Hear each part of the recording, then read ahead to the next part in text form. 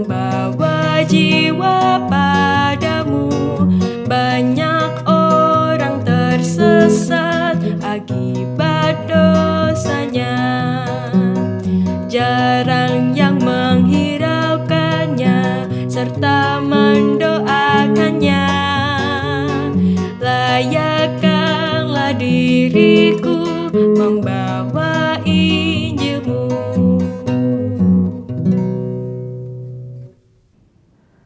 Selamat pagi Bapak Ibu, saudara-saudari yang terkasih dalam Tuhan Yesus Kristus. Pada pagi hari ini kita bersama-sama akan merenungkan sebagian firman Tuhan. Adapun firman Tuhan akan diambil dari Kitab Amos pasal 3 ayat 1 sampai dengan 12. Kitab Amos pasal 3 ayat 1 sampai dengan 12 akan saya bacakan untuk Bapak Ibu saudara-saudari yang terkasih. Amos 3 ayat 1 sampai dengan 12. Dengarlah firman ini yang diucapkan Tuhan tentang kamu, hai orang Israel, tentang segenap kaum yang telah kutuntun keluar dari Mesir. Bunyinya, hanya kamu yang kukenal dari segala kaum di bumi. Sebab itu aku akan menghukum kamu karena segala kesalahanmu. Berjalankah dua orang bersama-sama jika mereka belum berjanji? Mengaumkah seekor singa di hutan apabila tidak mendapat mangsa? Bersuarakah singa muda dari sarangnya jika belum menangkap apa-apa? Jatuhkah seekor burung ke dalam perangkap di tanah apabila tidak ada jerat terhadapnya? Membingkaskah perangkap dari tanah jika tidak ditangkapnya sesuatu? Adakah sangkakala ditiup di suatu kota dan orang-orang tidak gemetar? Adakah terjadi malapetaka di suatu kota dan Tuhan tidak melakukannya? Sungguh, Tuhan Allah tidak berbuat sesuatu tanpa menyatakan keputusannya kepada hamba-hambanya para nabi.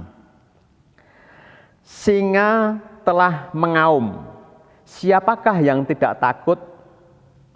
Tuhan Allah telah berfirman, siapakah yang tidak bernubuat?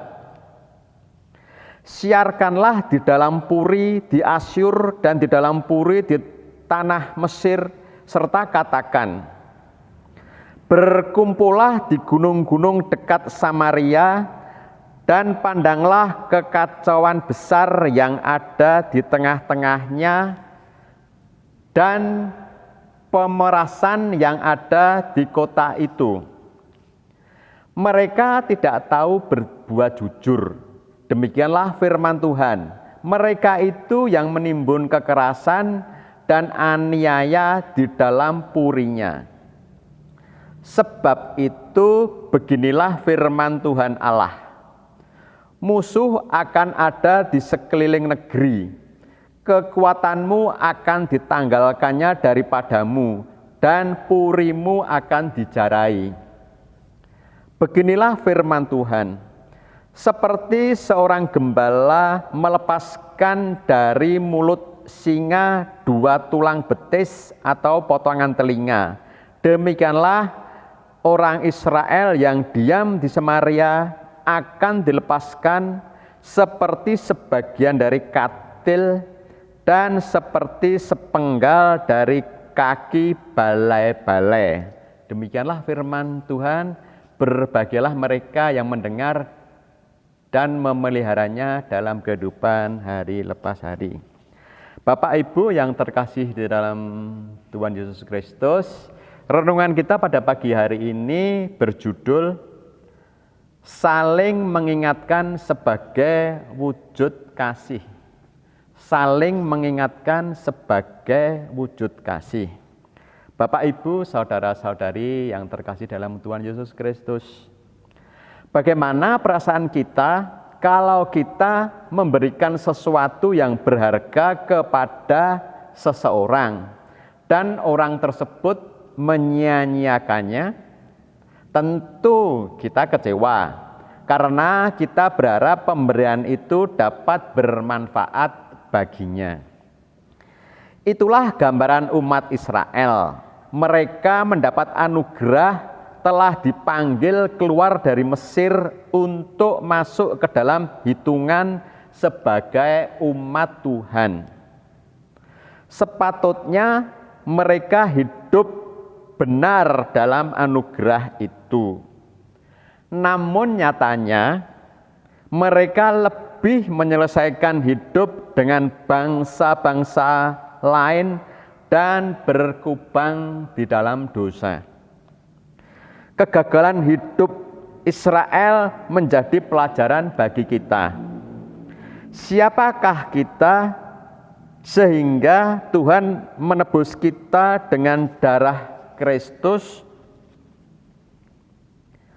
Adakah yang dapat kita bayar bagi karya Yesus? Tidak ada.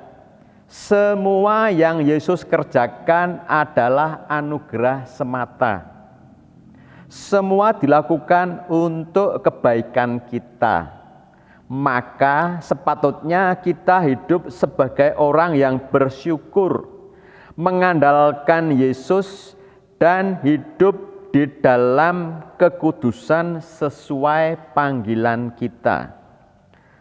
Orang Kristen harus memiliki sifat yang khas, yaitu memelihara kesatuan atau kebersamaan di dalam Kristus. Dalam persekutuan, orang Kristen hendaknya mempunyai penghiburan dalam Kristus.